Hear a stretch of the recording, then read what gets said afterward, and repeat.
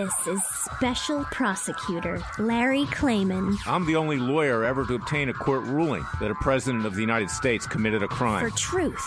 For competition. As a young lawyer, I helped break up AT&T. That's why you have all your cell phones today. For sovereignty.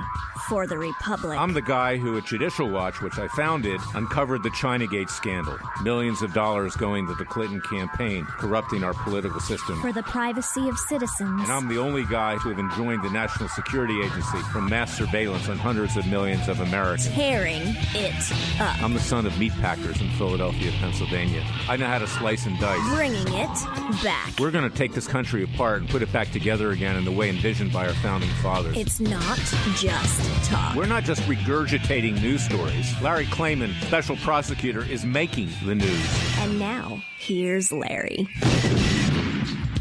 Welcome to this week's special edition of Special Prosecutor with Larry Klayman. We have a very groundbreaking show.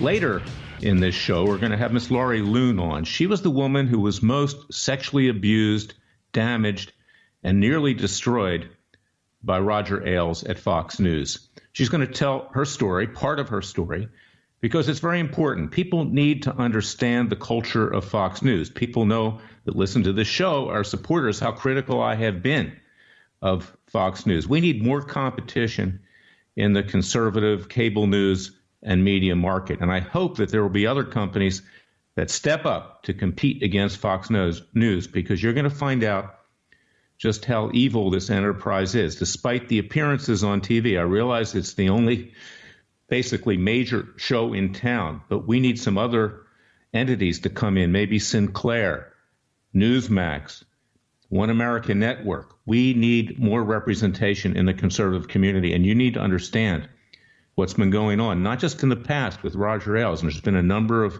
movies and miniseries that are in production. Some have already been shown.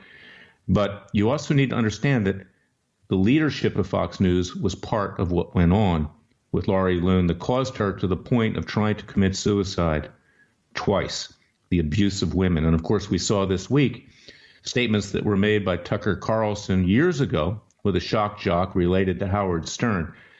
The fact that Fox News has not taken any action with regard to that will tell you that the continuing abuse and disrespect for women continues at Fox News. And on top of that, we had a very leftist publication try to say that I was actually endorsing a negative view of the Me Too movement. Yes, Hollywood exploits these women, but there are valid elements of the Me Too movement. And Larry Klayman has stood for that. I've represented sexual harassment victims over my entire legal career, and I believe strongly in women's rights. So I actually had to sue the Daily Beast and its reporter that fabricated a story. You can read about that at LarryKlayman.com. But let's talk about what's been going on this week first with regard to the Democrats in Congress, with regard to Robert Mueller, and a host of other issues which are leading up to the impeachment and further persecution of the President of the United States, Donald Trump.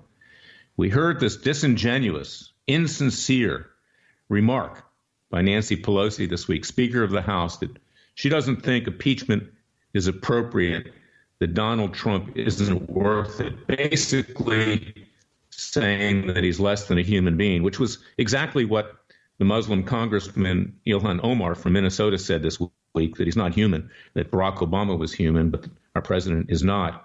Well, don't believe Nancy Pelosi. She's evil to the core. But no one ever said she's not smart. She wouldn't be Speaker of the House if she wasn't intelligent. What she's doing is setting the president up for impeachment. She's saying, okay, right now, I don't think there's enough. But we have the Mueller report coming out soon. In fact, every member of the House of Representatives, 450 plus members, it's more than that, it's about 464, voted for release of that report, including the Republicans. And that tells you where the Republican establishment comes at it as well. They want to get rid of Trump. Make no mistake about it. Republicans play the game because he's president, but they'd like to run their establishment candidate against Trump in 2020 in the primaries. And they like him to go in there. They want to get rid of Trump. So the Republicans are the same thing. It's flip sides of the same coin. The Democrats are purely evil, but the Republicans are conniving. And they don't like the fact that Trump, who's not really a Republican, he ran as a Republican, doesn't allow them to continue their money chain, bribery, and everything else that goes on in the nation's capital. They don't like that. So that's where we are. Count on the president being impeached once the Mueller report comes out and is made public, and that'll be fairly soon. And these reports about Mueller scaling back, Andrew Weissmann leaving, he was the number 2 prosecutor there, the hated Andrew Weissmann, the same person who went to Hillary's hoped-for victory party in 2016. This is a smokescreen as well. This continues on. You see, Mueller is going to wound President Trump. But the person who comes along with the hammer, actually there's more than one, is Gerald Nadler, chairman of the House Judiciary Committee, and Adam Schiff, chairman of the House Intel Committee, that are ramping up investigations, getting into everything that Mueller went into and more. And my client, Jerry Corsi, is subject to those, and we're fighting that. And please support Jerry Corsi. He needs the help. But this is something that's not going away. And then, of course, we have the U.S. Attorney in the Southern District of New York that's pursuing matters with regard to the president. We have the New York District Attorney that is also doing the same thing. And look what happened this week. After Paul Manafort was sentenced by Amy Berman Jackson, and he got a relatively light sentence, combined 7.5 years with his sentencing in the Eastern District of Virginia and then in the U.S. District Court for the District of Columbia, within milliseconds, the New York District Attorney in Manhattan indicted Manafort for more crimes. This is vicious. We are fighting a war for survival. And I'm not saying Manafort's a good guy. Manafort committed crimes. Manafort admitted to crimes. Manafort was the partner of Roger Stone, you see. Black, Manafort, Stone, and Kelly. They're tied in together. And consequently, the actions against all of them are calculated to get to the president of the United States. And I've said before, the president needs to associate himself with better people. I mean, you are who you associate yourself with. But don't think that this thing's going away.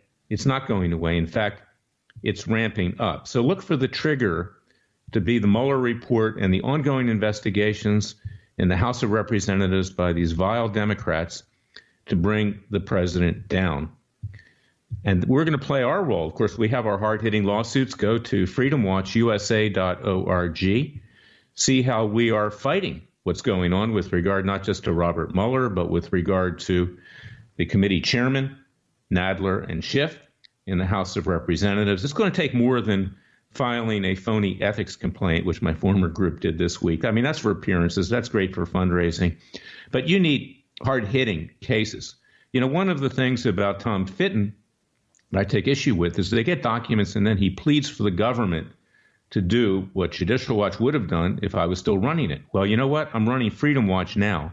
I started that after my Senate campaign a number of years ago. And we actually bring lawsuits to get justice. And our citizens' grand juries are starting this month. And we have our cases with regard to Robert Mueller and also other Democrats and Republicans, frankly, who have behaved dishonestly and are corrupt. We're nonpartisan. I'm a conservative. I'm a proud conservative. I have a libertarian streak in my conservatism, but we're nonpartisan. So go to freedomwatchusa.org. Support us. We need to get bigger. We need your tax-deductible contributions. Now, this is the segue to what we're going to talk about with Fox News. It's not just about the harassment of women. It's not just about the disrespect for women. It's not just about the fact that the current leadership, and you're going to hear about this, Suzanne Scott, who took over for Roger Ailes, she was one of Roger Ailes' cover-up artists, along with Bill Shine, who later got a job as White House communications director at the recommendation of Sean Hannity. He did a poor job, and the heat got too hot in the White House kitchen, and he's now been forced out. He's now part of the re-election campaign of Donald Trump. And this is what I'm talking about, the president. I love the president, but he's got to learn a lesson. He can't have these people around him. He can't have the Shines around him. He can't have the Manaforts around him. He can't have the Stones around him. They're dragging him down. He's got to get a new start and get people in there that are ethical and moral and believe in the rule of law. Well, Hannity is an enabler. I know Hannity going back a long time. He did certain things when I was running Judicial Watch. He went behind my back. to get some of the Clinton women to go on, didn't tell me about it. We were in the middle of lawsuits. Hannity's not an honest person. And this week, he was touting the Covington Catholic scandal, the fact that there was one lawsuit filed against CNN by the lawyer, and I actually commend the lawyer for doing that. But of course, he doesn't want to mention, because I've been critical of him over the years, all the lawsuits that Freedom Watch and Larry Klayman in his private capacity have been bringing against the leftist media. We have lawsuits against CNN. We have lawsuits against Jeff Zucker, the head of CNN, of Chris Cuomo, of the Washington Post, of the New York Times, of the Huffington Post, Rolling Stone, Daily Beast, and the social media companies. We just had a Trump judge dismiss that case, but it's going up on appeal. By the way, don't be fooled. The judges that the president has put on the bench are frankly not great. He's taking recommendations from establishment Republicans, and he's getting chameleons on the bench. They're a little better than the Obama and Clinton judges. I mean, they're establishment people, so they position themselves for further appointments and everything else. And if you offend the Democrats, you'll never go up the line and be confirmed if you offend them in a long way. And these are powerful social media companies that basically control the news. And the judges don't want to go up against them because they'll write bad things about them, or they'll allow bad things to be posted on Facebook, Twitter, Google, YouTube, etc. So this is what we're dealing with. And this is why yours truly and Freedom Watch have these citizens' grand juries. It's why we have hard-hitting cases. It's why we seek judges who will do the job, who will defend the interests of the American people. In my 42-year career, I can only name 5 who will. That's why I file many, many cases. One of them is Royce Lambert in the District of Columbia. Another one is Stanley Sporkin. There are others too. But I want you to listen carefully to what I have to say with regard to Fox News, because we do need competition. I'm going to be right back with our next 3 segments. A special prosecutor with Larry Klayman and a heroic woman, Laurie LUHN, who's going to tell it like it is.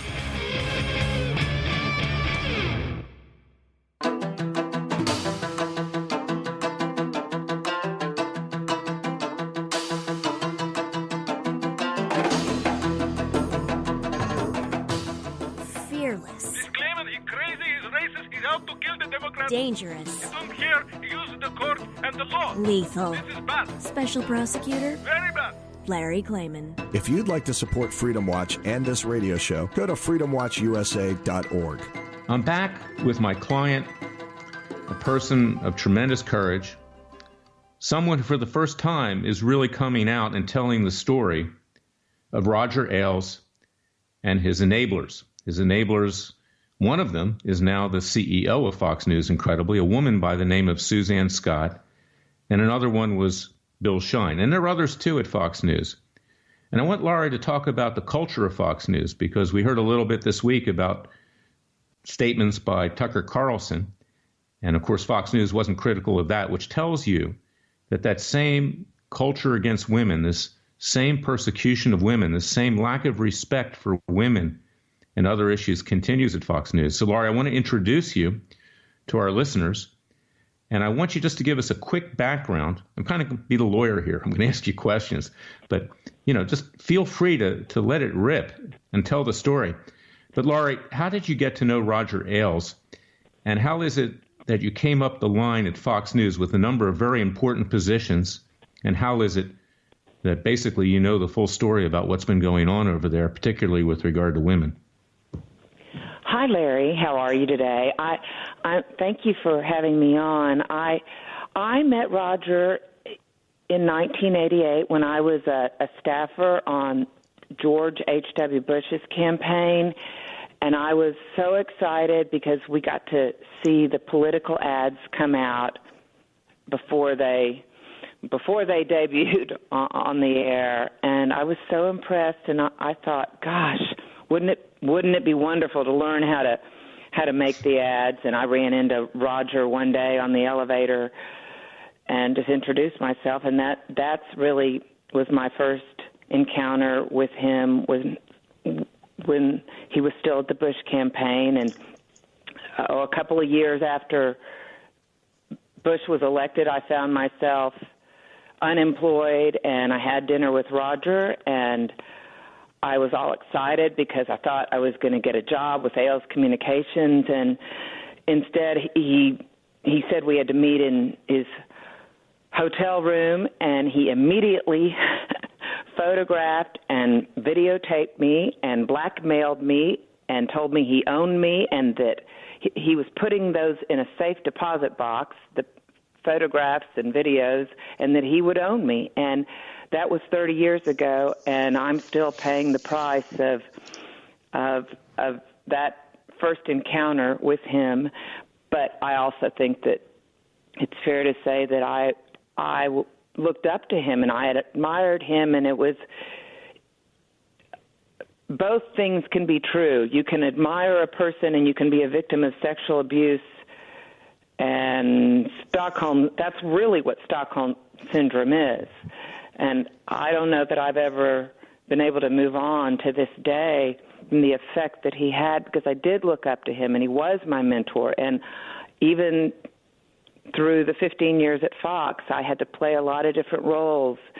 And one of the reasons why he seemed to have confidence in bringing me on when he launched Fox News was he thought that I would be good with the guests, and it was very important to have a successful launch at Fox News in 1996. I had worked for Tony Snow on Fox News Sunday, and we were told failure wasn't an option, and we worked very hard to make the guest experience a positive one, and that the guests who came on Fox News would love Fox, and we'd make them feel like they were really a part of something. And I also did events for Fox, so I would include the guests in these events that we had, and everybody always wanted to come to the events.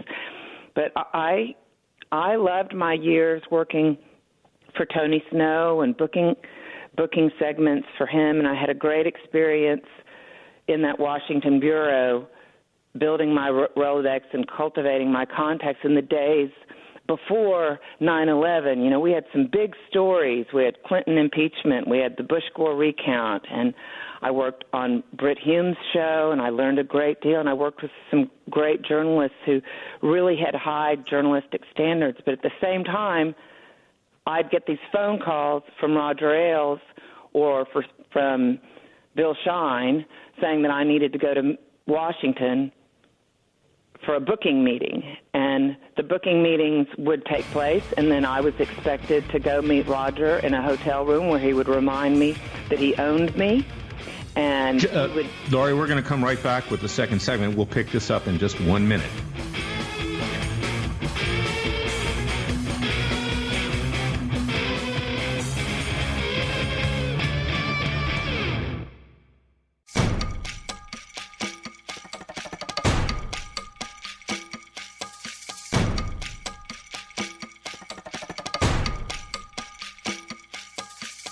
And now, 4 words that make corrupt politicians make wee-wee in their little pants. Transparency and the rule of law will be the touchstones of this presidency. But we have to pass the bill so that you can find out what is in it. Special Prosecutor Larry Klayman. Be the one who makes our country great again. Go to freedomwatchusa.org and donate. I'm back with Laurie LUHN. So tell us, Laurie, how this relationship got worse and worse, and how it is that the people who are running Fox News today knew all about it and covered it up. Well, that was their job. If you were in Roger's inner circle, your job was to protect him no matter what. If you worked in media relations or you worked in the executive offices or in programming or anybody who's in his inner circle. And in those early years in Washington, when I was in Washington, when he installed me down there, he said, "You're going to be my eyes and ears in Washington." So I immediately got kind of tagged with this label that I was Roger's spy, and then people didn't fear me. I mean, people did fear me, and they never knew really what to think of me. And then there would be these whispers regarding Roger and me, which was very humiliating for me to have that stigma. live with that. And I've paid a huge price years later, even now, for what was a blackmail that happened what's now almost 30 years ago.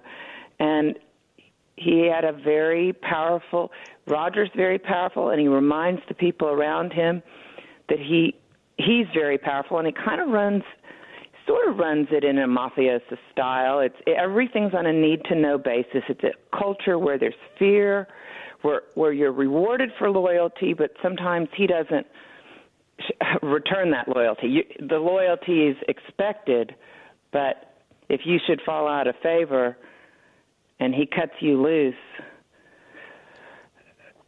he doesn't show any loyalty. He can go after people he deems as enemies, or if he deems you no longer useful, which happened to me. And once I was no longer useful and considered a liability, which did happen, and by about September of 2006, there was a gossip item in the New York Daily News, and ever since that day, my world really changed, and they circled the wagons around Roger, and they put out false stories about me to deflect from what was clearly him abusing me sexually, and this mind control thing that he bragged about, and how I was expected to wear this uniform for my training, and he called it training, and he had conducted training at CIA, and he liked to remind me periodically. He'd call me at my desk and say, sounds to me like you're slipping and you need to come back up to New York for more training, where he would abuse me and remind me that he owned me. And being told that you're owned is a very scary thing when you don't have any job options. I mean, I had tried to leave Fox and get a job elsewhere, but I was so associated with Roger and Fox News that was an impossible situation, and it was an environment that was very hostile once things turned. I mean, I had to bottle up everything inside, and I ended up going to see a psychiatrist in Washington, but Roger ordered me to never tell anyone, and he said especially the psychiatrist. And so here, I bottled this up for 20 years. I didn't tell anybody. I didn't talk about this, and that included Suzanne Scott and Bill Shine and the people in his inner circle, but it was always the elephant in the room. So even though I wasn't sitting with them saying, Roger sexually abused me, they absolutely knew what was going on. They'd known from the early days. Suzanne sat outside of Roger's office at the secretarial station because she was Chet Collier's assistant. So they would see me fly in from Washington, and Roger would disappear for an hour in the afternoon, and I'd have to get up from my desk or whatever show I was working on. And at one time I was working on John Gibson's show, 5 o'clock show, and I would just have to leave. And it was he had total disregard for me and my reputation, that I was an employee leaving to go meet him at a hotel room. And he, as I said, he referred to it as my training, and I was expected to be there waiting for him in black lingerie with a garter belt. And I've never been able to recover from the stigma and the whispers and the malicious gossip and being ostracized by coworkers, and whatever the whim of Roger was at the time with management. You know, you never knew where you were. He liked to keep people off balance. It wasn't just me he did that to, but that was part of his style. You never really knew where you were. Laurie, I had my own experience with him. You know, I represented Dolly Kyle Browning, one of the Clinton women who had come forward during the impeachment, and she was defamed by Bill O'Reilly. He was sitting on Miami Beach at the time in a director's chair. I don't know if you remember that. And he accused her of abusing her children based upon something he was told by her former husband, who was a drug addict. And I had to try to get Roger to correct that, which he never did. Dolly wrote a very strong letter to Roger saying that, she couldn't believe that, they wouldn't clean this thing up, and that she was going to write about him in her next book. She had written a book, Passions of the Heart, a semi-fictional account of her relationship with Bill Clinton for 21 years. And from that point forward, Roger basically froze me off with Fox News. I was on a blacklist. Okay. I mean, that you've confirmed when we've talked. I don't want to get too much into that, but this is the culture of Fox News. It's very vindictive. And what was the turning point where everything hit the fan, when all those sexual harassment cases with Bill O'Reilly came out? By the way, Fox News has paid about $123 million to keep him quiet. That matter was and may be still under investigation because it wasn't disclosed to shareholders what that money was for by the U.S. Attorney for the Southern District of New York, which you've talked to with regard to that investigation. But what was it that brought all this front and center where stuff started to come out? And then I want you to talk about how Fox sent your way a psychiatrist and a lawyer, which sold you out. The two of them sold you out and caused more mental pain and anguish. Well, prior to Rupert Murdoch owning the Wall Street Journal, there was a investigative journalist that I got a telephone call from a person that worked for me saying they're getting ready to come out with a big story about LAURIE LUHN and blacklisting. And this was in late January of 2007, and you asked when things turned. Things turned big time for me when there was news that this story was going to come out by Brody Mullins. And the thing about blacklisting is, one thing at Fox, you're told to never put anything in writing. So they never used words like blacklist. You would just get a telephone call from Bill Shine, and he'd say, I think you need to lay off Bernie Carrick for a while, or you need to lay off Tom DeLay for a while. There was no official written memo on blacklisting, so they were always really covered on things like that. The rule number one, don't put it in writing. But with the threat of this article coming out, I was within days told by Irina Briganti that because of the rumors of me and Roger, that I would need to be removed from my job in booking. I was in the news division. It was a run-up to an election year, and we were in the middle of a primary, and Hillary Clinton, and one of the things that Roger had said was that Hillary told someone that the only thing that stood between her and the White House was Roger Ailes. And he used to tell me that Hillary Clinton was trying to kill me, and that George Soros was trying to kill me. Really, it was Roger Ailes who was sending people into my apartment to ransack my apartment to see if I had any recordings or photographs, which I did not. And he knew that I didn't.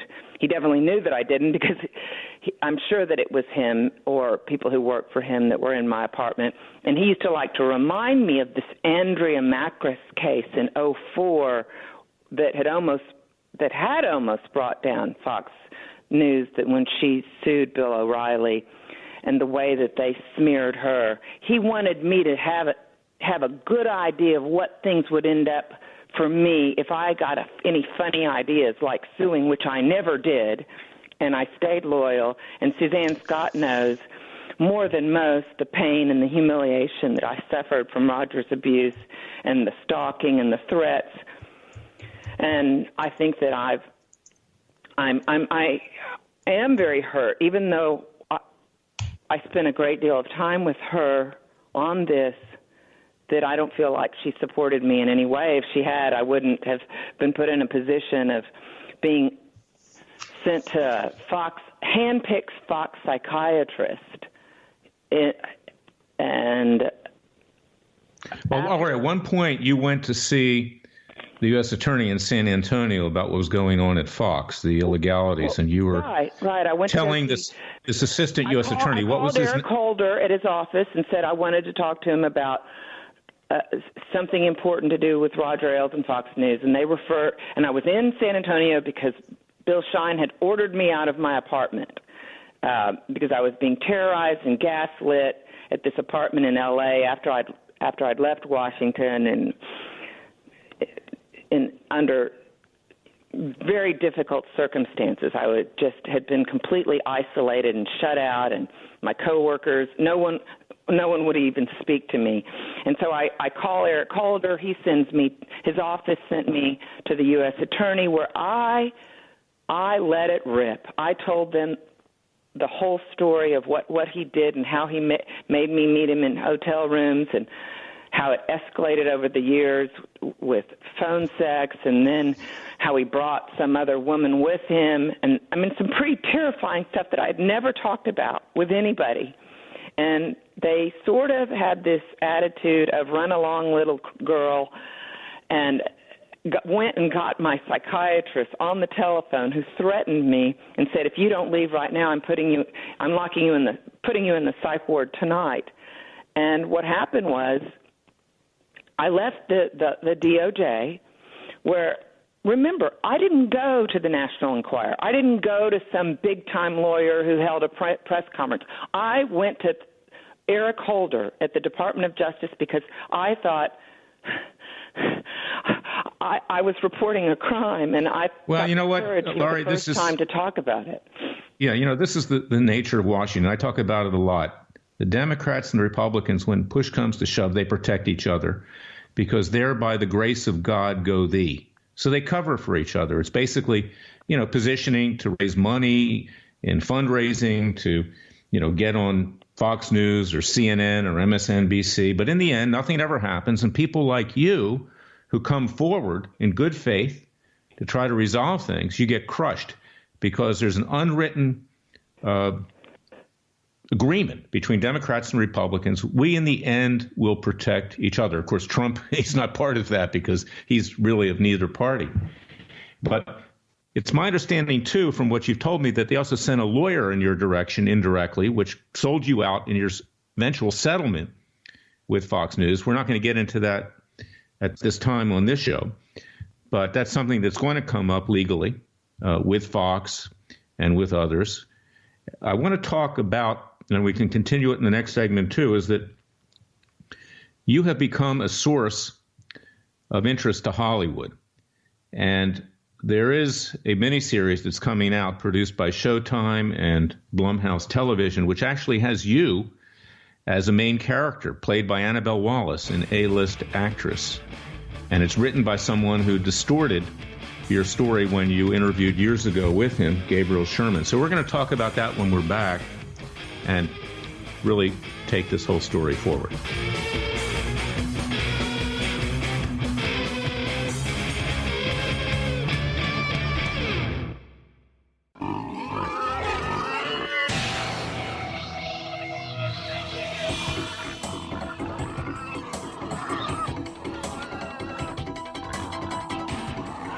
Before he was a trial lawyer, he sliced him and diced him. People used to ask me, Larry, what caused you to start Judicial Watch and now Freedom Watch, given the powerful forces in this country that put you at risk? In a meat packing plant. I'm the son of meat packers in Philadelphia, Pennsylvania. I know how to slice and dice. A very special prosecutor, Larry Klayman. If you'd like to support Freedom Watch and this radio show, go to freedomwatchusa.org.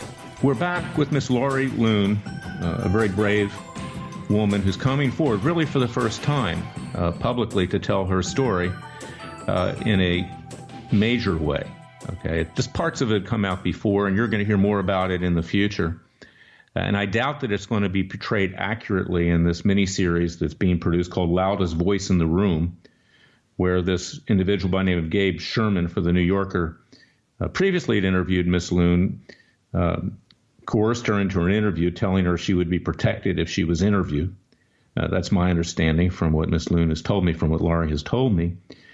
But we have been making our voice known as perhaps the loudest voice in the honest room, I might add, that if Showtime and Blumhouse are going to produce this show, they should certainly have Laurie as a consultant, and basically they're misappropriating her likeness and being in Life Story to make profit. And that's what I said this week when I was on Newsmax talking about Tucker Carlson. I said he was a chameleon. I've had experience with him. Not much different than Hannity. He's a chameleon too, and some others. But love the one you're with. Okay, so he makes all these very outrageous and disgusting remarks about women, and nothing happens over at Fox News. Well, the same thing is true with Laurie. They don't tell the full story. And so we're pressing to have the real story told here. And before I get into that, though, Laurie, and we'll finish with that, I want you to explain why the current CEO of Fox News, Suzanne Scott, why, she essentially knew everything, and how this culture at Fox, is continuing. And then I want to talk a little bit about what we're doing with Blumhouse and Showtime. I'll deal with that because they have to adequately care for you. I mean, they're abusing you too, misusing you to make money for themselves, but not actually telling the full and truthful story. So tell us about Suzanne Scott and why this is such a problem that she's still at Fox News and running it. I just get so sad when I think of Suzanne because I thought we had such a good relationship.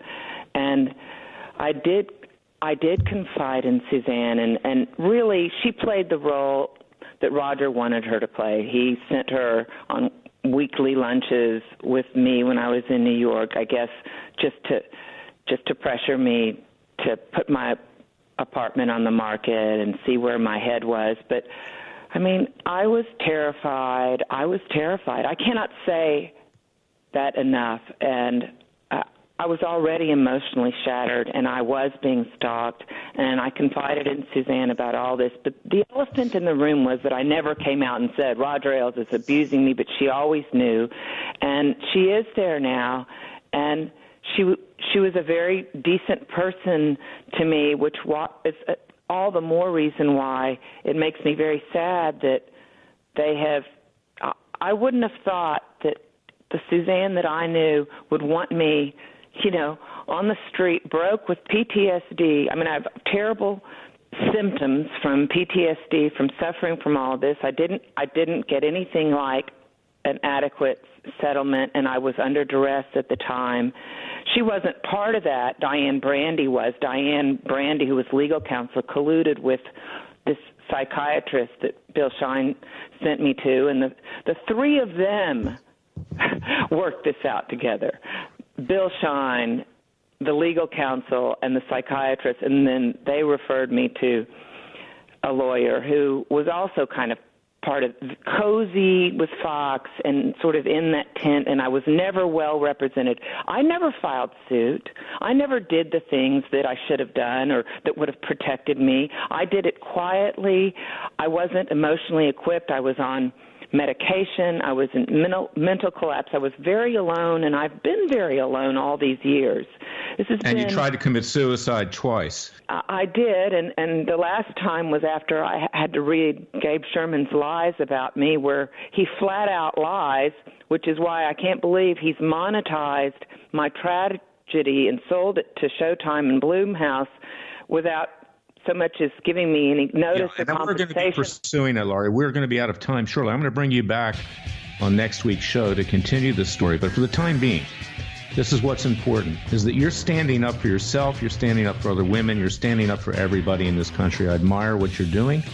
I represent you, and we will get justice. And go to freedomwatchusa.org to see what we're doing. You can read about Laurie's case at LarryClayman.com. Laurie, God bless you. And we'll pick this up at a later point because what you have to say is super important. God bless America. We'll be back next week.